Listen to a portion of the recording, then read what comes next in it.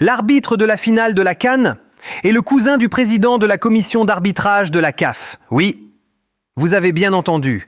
Et ce n'est que le début de l'histoire. Je vais vous parler de quelque chose qui m'a vraiment choqué. L'arbitre qui va diriger cette finale de Coupe d'Afrique des Nations entre le Maroc et le Sénégal. Parce que cette édition de la CAN, c'est carrément l'une des pires qu'on ait jamais vues. Je pèse mes mots. Mais niveau organisation, niveau arbitrage, c'est catastrophique. Qui est cet arbitre? C'est là où ça devient intéressant. On va décortiquer tout ça ensemble. Parce que quand on creuse un peu, on tombe sur des éléments troublants.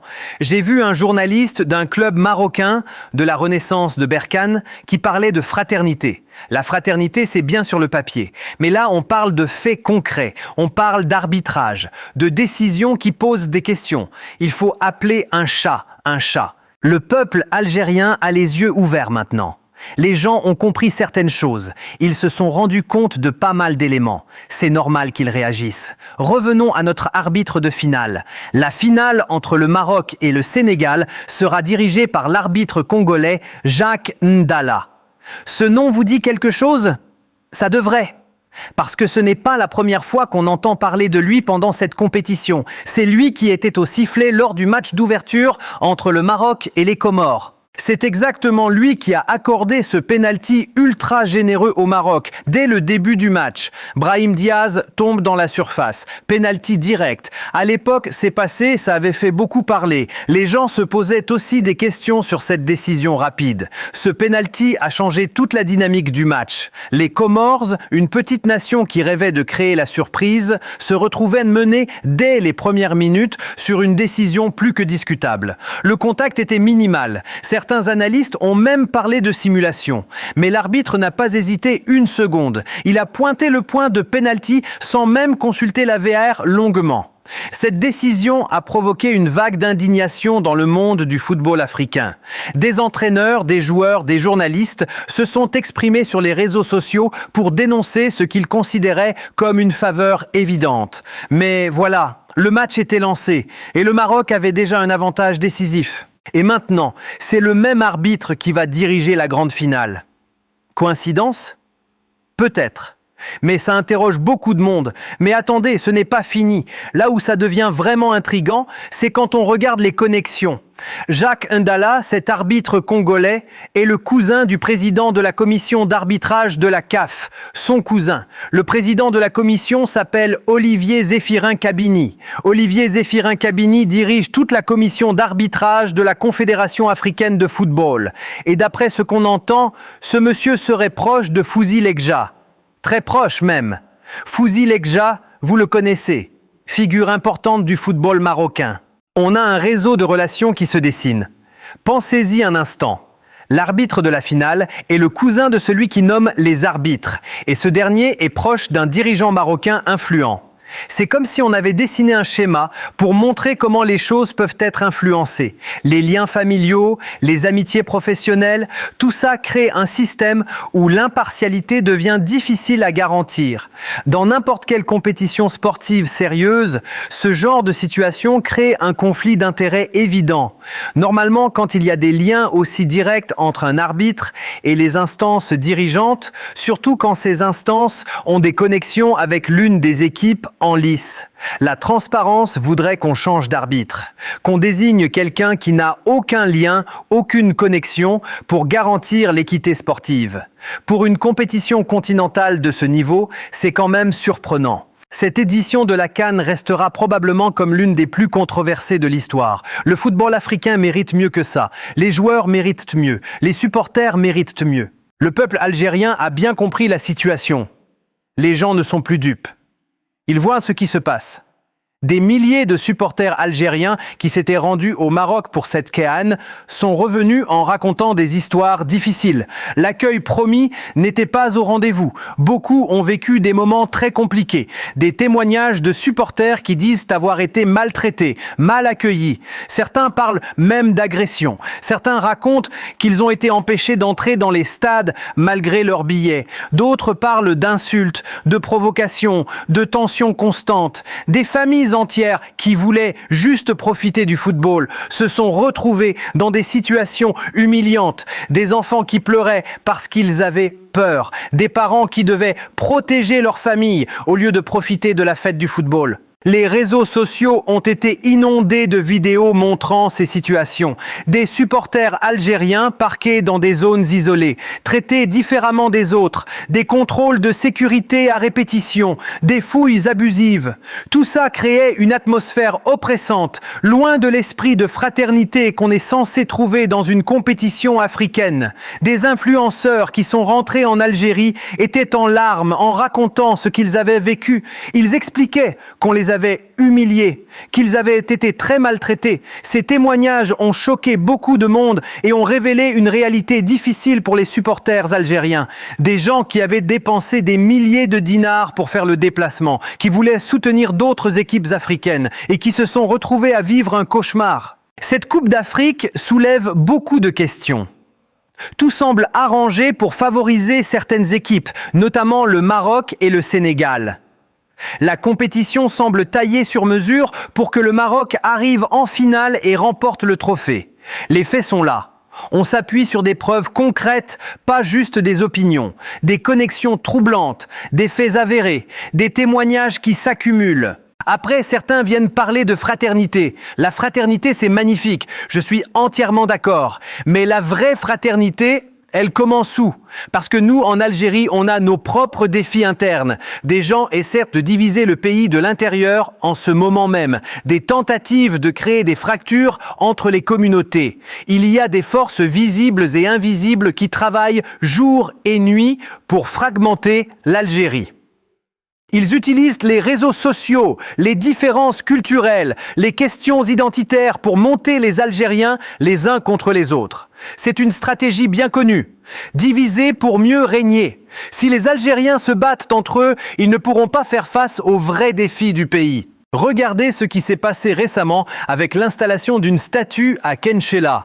Ça a déclenché une vague d'insultes sur les réseaux sociaux. Des attaques contre la communauté amazigh. Des gens qui insultent Yenayer, le nouvel an amazigh.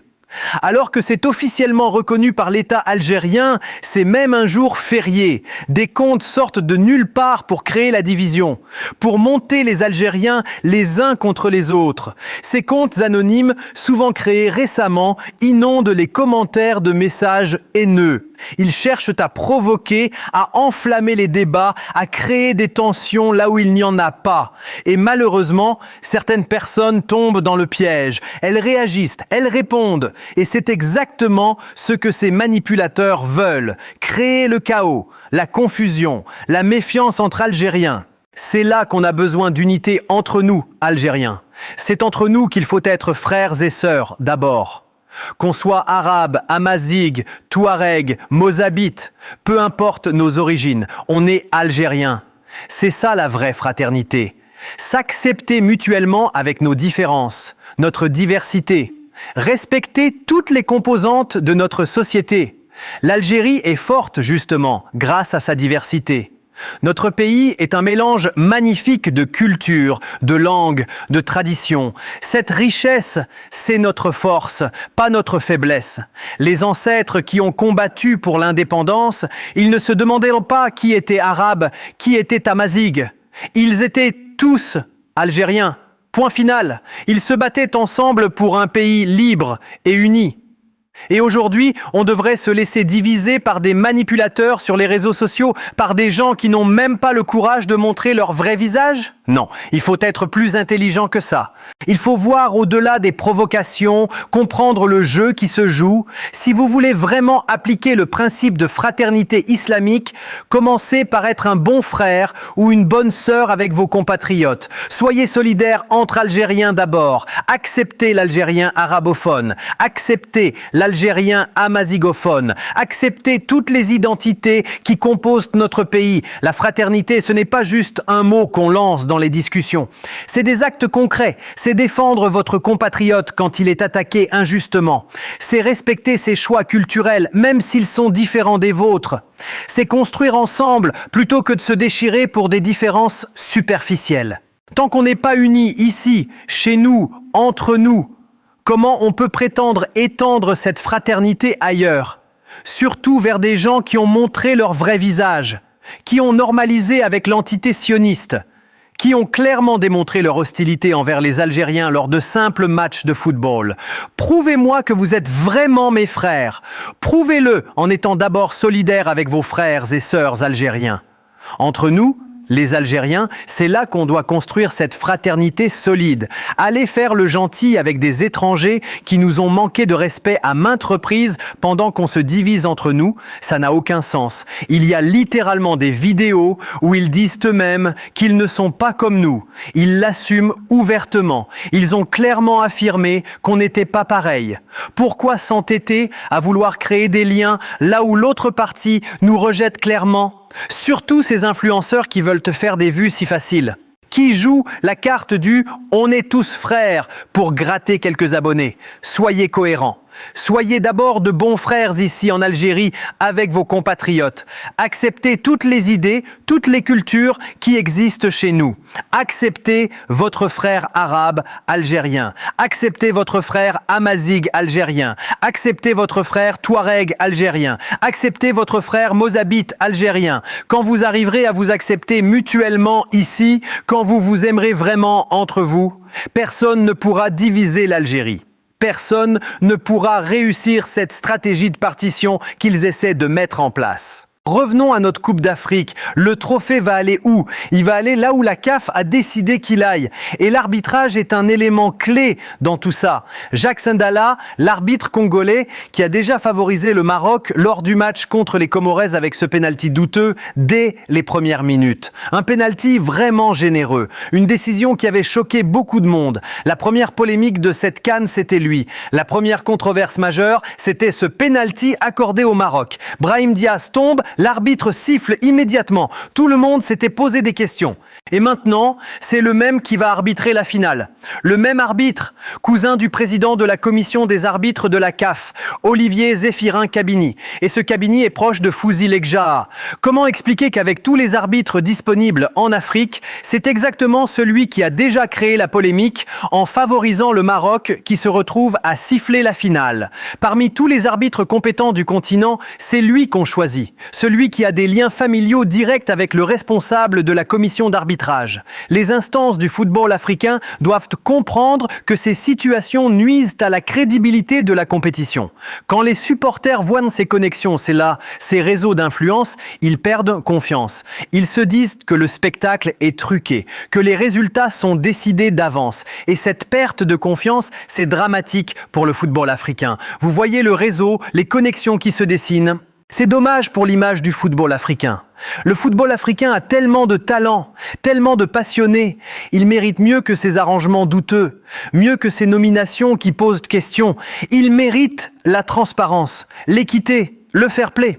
Avant de terminer, si cette analyse vous a plu, si vous trouvez que c'est important d'en parler, mettez un like, ça aide énormément la chaîne. Abonnez-vous si ce n'est pas encore fait, activez la cloche pour ne rien manquer. Et surtout, partagez cette vidéo autour de vous, parce que ces informations doivent circuler.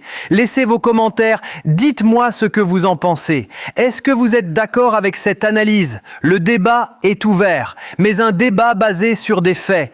Je vous dis à très bientôt pour de nouvelles analyses. Prenez soin de vous. Et surtout, restez unis entre vous, frères et sœurs algériens.